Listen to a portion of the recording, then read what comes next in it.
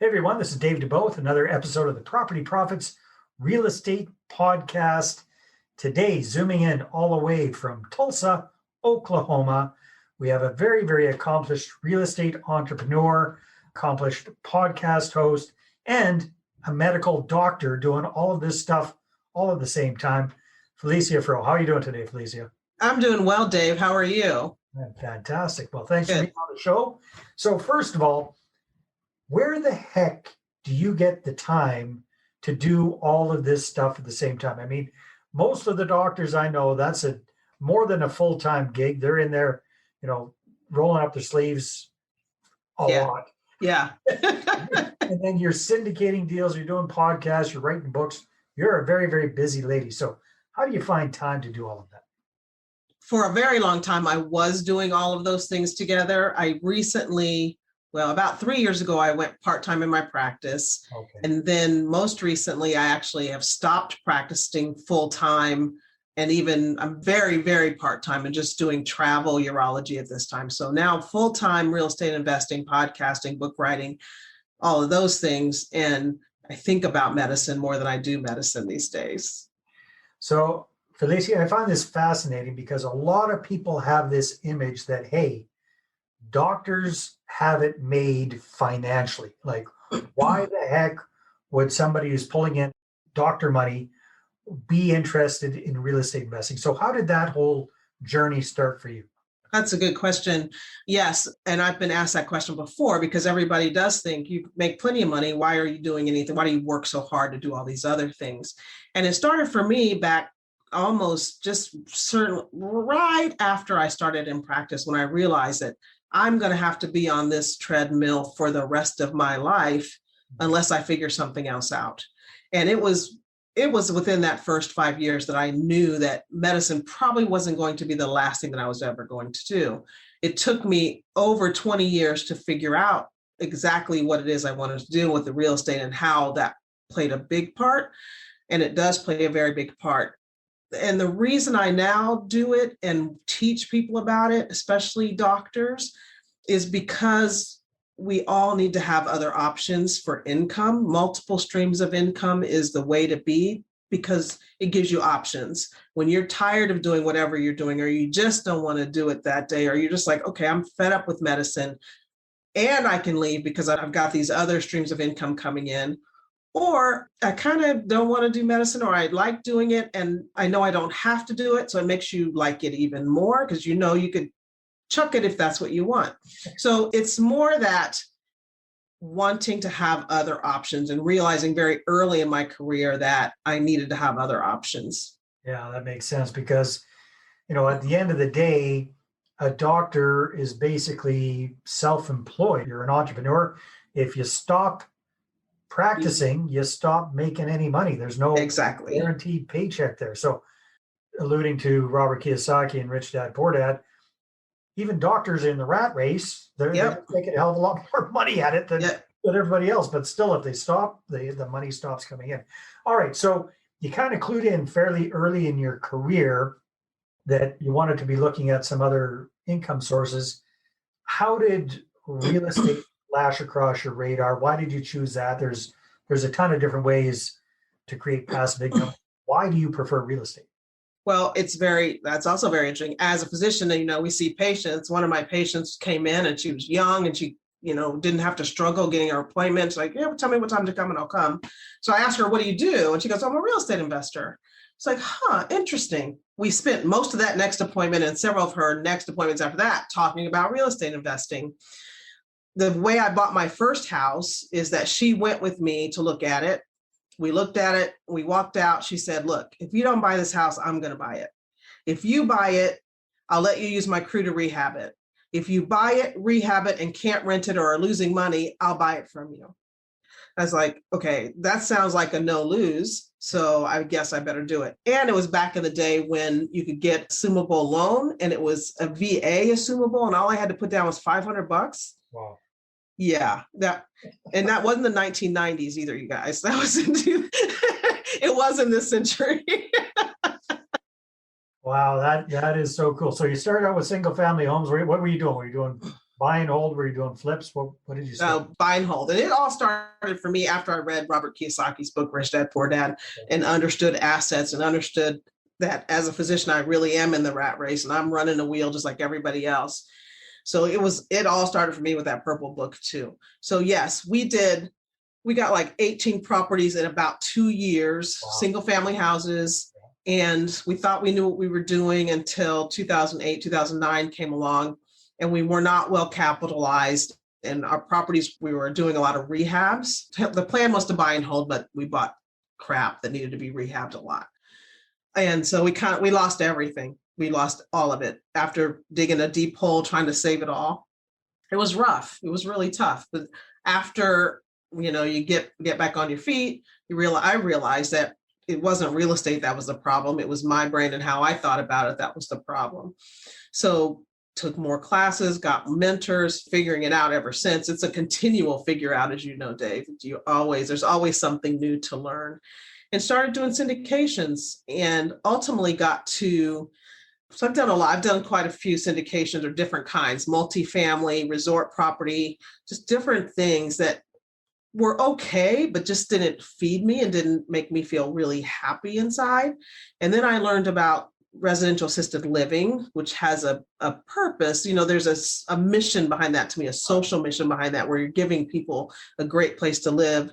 It's great financially also. So that's when I really got into my money with mission and realizing that I want to do real estate investing and business investing that has a social impact that's improving more than just my bottom line, but other people's lives also. But at the same time, it is contributing to your bottom line. So you're not Correct. Purely social type things. You're looking at social with a profit side to it as well. Absolutely. Social capital is what we look at as how we are termed, is a social capitalist. We can solve a lot of problems as capitalists and make money for ourselves and our investors, as well as improve the community. One of the things I'm doing here in Tulsa is we're opening in grocery stores in food deserts and doing hydroponic grow or indoor controlled farming to bring fresh fruits and vegetables, mostly vegetables, to an area that does not have a lot. They get their vegetables shipped from California, Mexico, Arizona, all these places and we have a lot of water problems, or we're approaching a lot of water problems we don't talk about very often in our country. But this indoor controlled farming uses much less water, doesn't degrade the soil, grows food much faster, and will be local. You can get your food within 250 miles as opposed to from California, Arizona, Florida. So that's what I'm doing here in Oklahoma. Very, very cool. Very cool. All right. So let's rewind. You went through that crap storm, and in 2007, 2008, you lost everything. You built up a significant portfolio, 18 properties in that time. Yeah. So that's a painful loss, but most people would kind of stop there. But you were very, very wise. You realized, hey, the problem isn't the economy or the situation. Well, that is a problem, but it was more how you thought about it and how you had everything structured. So how did that transition from single family homes into bigger locations happen for you? How did you clue in that that's what you wanted to do? Interesting. I believe my accountant at the time recommended, so you need more deductions. As a physician, we make a lot of money. You got to figure out a way to save more taxes. Right. So she introduced me to a group, the Real Estate Guys, who shows people different markets, explains different things about real estate investing. I started working with them, traveling with them, seeing their things, saw single family homes again, but then was introduced to syndication through them. And that's how I learned about the bigger. So like if you want to do big deals, you got to raise big money, and that's through syndication. So I went through a mentoring program with them, and that's where I took it off. Interesting. So for people that aren't familiar with it, what does syndication mean to you? Syndication means giving the average person, and I consider myself an average person, the ability to own something really big. It's accumulating or raising money from individual investors who want to invest in real estate, but don't want to manage their real estate, don't want to be a part of a business, don't want to be in the business of managing real estate, but they want to have that as part of their portfolio, tax benefits, all those things that come with it. So they invest with a syndicator.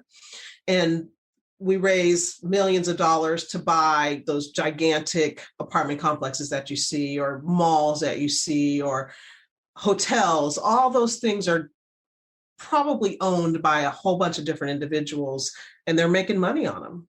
All right. Very, very cool. So that first syndication deal, how did you get started with raising capital from these individuals? What were kind of your first steps? It was scary. It was my friend kicking me in the rear end saying, just get out there and do it. I started with people that I knew so I could screw up when I go and start talking to them. And it was people that I knew and I'm going to say they had respect for me. They knew what I was doing and where I was going and what I was working to do. So talking to them, raised my first $50,000. I thought, oh my gosh, somebody just gave me $50,000. And it was just a matter of, it's networking. For me, it was networking, meeting people, talking to people, understanding them, having them understand me, so that know, like, and trust. Mm-hmm. And it's become that it's still scary to me to take people's money. It really is. I worry about losing their money, and it's stressful. So I would say, and actually the syndicators that I know, it's fairly stressful to take other people's money. And I think that's a good thing because we want to protect it.